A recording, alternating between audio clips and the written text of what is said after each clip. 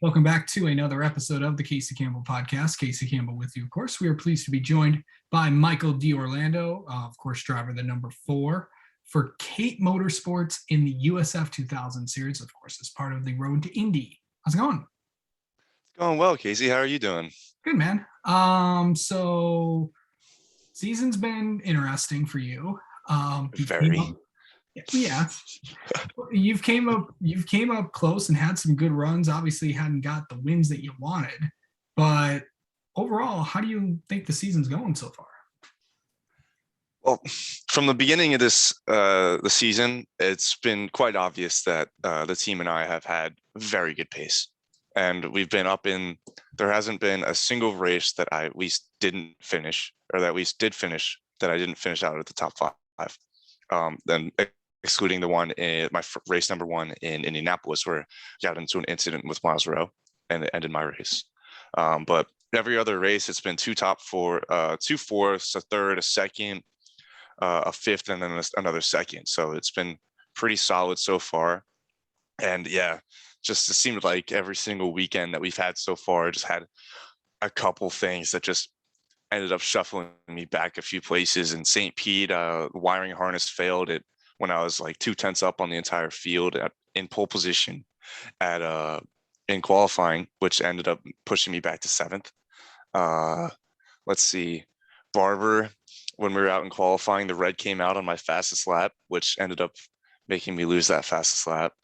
And then Indianapolis, um, I did end up qualifying 5th and then 2/3, but I mean, for race number 1, I got into an incident, and race number 2, Jagger ran into the back of me going into turn 1. So it just seemed like every single weekend that we've had so far, just there's always been something to happen that not even a single race has gone smoothly. So I know we definitely have the speed, and I know that going into IRP, I think we're sitting really well.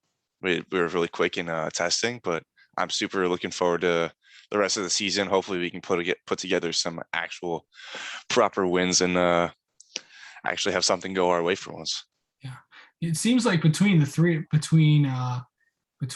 and Jagger, you guys have really been up there along with Miles. Of course, you guys up there in the championship.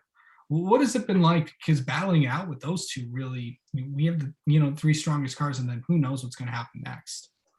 Yeah, I mean, the Jagger and Miles are both drivers that I've grown up racing with or against at some point, and it's been.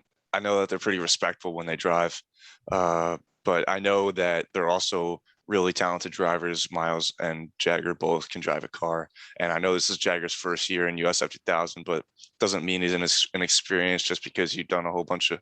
I know he's done a whole bunch of karting, and it kind of translates with that and his NASCAR background. He's definitely very good at adapting, and um, it's me in my 3rd year here, so winning second, getting the 2nd place in the championship last year is definitely more of a yeah, you have to win this year kind of feeling, but it doesn't make it any easier. And I know these drivers are really good, and they're definitely going to be standing up there on the podium with me for the next couple weekends. So we'll just have to battle it out and see who ends up coming on top. Sure. Going oval racing, something that you've done. You've been in this. The last 3 years, and you also dabbed in it a little bit in 2018 as well. But kind of really going off there. What is oval racing like for you? What's oval racing like? It's a Yeah. little, well, I always say this. It is mentally challenging. Yes. So 75 laps in the same short oval feels like ages. And you only have, in reality, 2 actual turns, but you split them up into 4. But it gets mentally tiring. So you go around, you constantly hold the wheel at the same angle. You got to be super smooth with your inputs, and then you have to end up passing lap traffic or whatever if you end up running in the front. And it's just you have a lot of things going on in your mind at the same time. But while doing that, you have to replicate the exact same thing over and over again. And it it's very different, but it's interesting. It is very definitely interesting, and it's a good change of pace from just all out circuit courses to something that is a very different mindset. And it's yeah, like I said, it's very interesting. It's actually really fun to put in, especially in qualifying when everyone else goes out and does their own laps, Yeah. just like 1-2 in, 1-2 in, and you're just waiting there like, all right, we're ready. And it's pretty much just go out and just go nuts with it That's what for NASCAR two does. laps. Yeah, it's what NASCAR does every single week. Yeah, it's really fun, Yeah. but it's definitely a huge change of pace. Yeah, for sure. So, of course, next few weekends you got some good tracks coming up. You got Road America, you got Mid Ohio and Toronto. Really, um, what do you like about the next few tracks coming up for you? I love these tracks. I haven't been to Toronto yet, and I'm super excited. I do have family up in Canada, and so my mom's born up in Ontario, so I am half Canadian. And Toronto could be like a half home race kind of thing. Not as much as well Thomas Naveau because he's actually Canadian, but Right. born and raised there. But it'll be super fun to go to a track that I haven't been to in this series yet, and nobody else has been to in the series yet, or at least USF 2000. Um, and honestly, really looking forward to it. And as for Road America and Mid Ohio, those are my two favorite summer courses. I love Road America. They have Sheboygan area, Elkhart Lake area is super fun to be at. And then the track itself is super fun to race at. You have 3 long straightaways, makes for great racing. And even did a full lap side by side with Kiko Porto last year, which was Yeah, extremely awesome. that And then was. Yeah. Mid Ohio is my track. I feel like I'm really good there. So I mean, well, the way we have the car set up, the way every time I go there, I always have a huge smile on my face at Mid Ohio. So hopefully we can pull off my first weekend sweep if I can ever do that, because I missed it by one spot last year, one spot. But yeah, I mean, I'm extremely looking forward to this summer. I know we have a good car, we have a good package going to each races, and I just can't wait. Yeah. What's it like watching your little bro out in USF juniors? It's a little kind of frustrating at times. Because like I'm like, come on, let's go. And then the other times when he makes like an insane pass that he did at Barber, actually, there was 2 drivers going into the 12-13 section, like the downhill left and the uphill right over the bridge.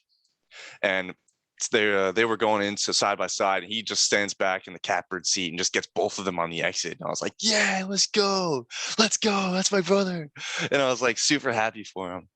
But we're having a little bit of change of plans right now. I'm not sure how much I could talk about it, but there is a there might be a little hope that he does a couple of USF races, USF 2000 races. But You guys we'll might have to actually see. race together?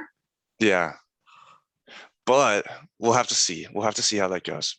Nothing's for sure Okay. yet.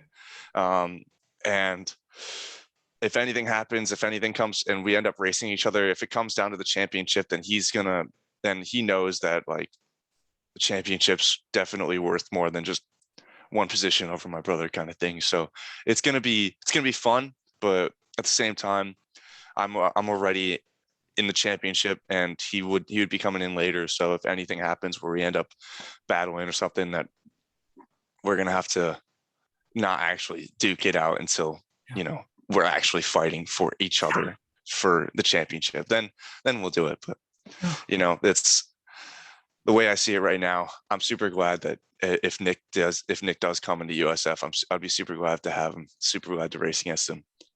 now now I did ask you about this last year when we had both of you on together, and I asked this to Nick a few weeks ago when we had him on. It's like for the longest period of time, you guys didn't want to race against each other because of the reasons you just mentioned. But Yes. now Yeah. the opportunity is there. What's that going to be like? So That I does mean, happen. it's not that we didn't want to. It was more of like that we knew we couldn't. So for the last few years, it's just completely a budget constraints. Especially the first few years that I went into racing cars. In 2018, Nick was finalizing his last year of racing for as a Kart Republic factory driver over in Europe in karts. And then in 2019, I did half a season or not even half a season in F4, and he just stood because we didn't have the money to do both of us. And same for 2020, my first full year in USF 2000 with Cape Motorsports. Nick sat, and he was happy to because we knew that he would get his turn if we went out there and made a name for myself and found some way to get some sponsors and some funding, that Nick would eventually get in the seat, which he did last year, and he absolutely slaughtered in F1600, beating every single record he possibly could beat in one season and having a 50% win ratio. And it pays off. It really did. But we knew that we weren't going to be able to race each other for a while, so we kind of just went with the flow. And now that the opportunities are rising that he might be coming back, or that in the future we might end up racing each other, but we still have that kind of mentality where to benefit one of us benefits both of us. So if racing each other doesn't really benefit both of us, it just benefits one or the other. So that's the way we see it. But I would be super glad to end up being able to race him again, because it'd be back like the old karting days, me and him. And I had so much fun those days. The old karting days. The old karting days. That also involves a few other people too. A lot of other people. Yeah. Especially, a whole bunch of that are still in the karting paddock. Not karting paddock, in the USF and Road to Indy paddock. Yeah. Yeah. And some in IndyCar and one also in NASCAR. Yeah. Yeah. All right. Well, Michael, thanks for coming on and talking with us, and good luck at IRP next week, bud. Thank you so much. Looking forward to it.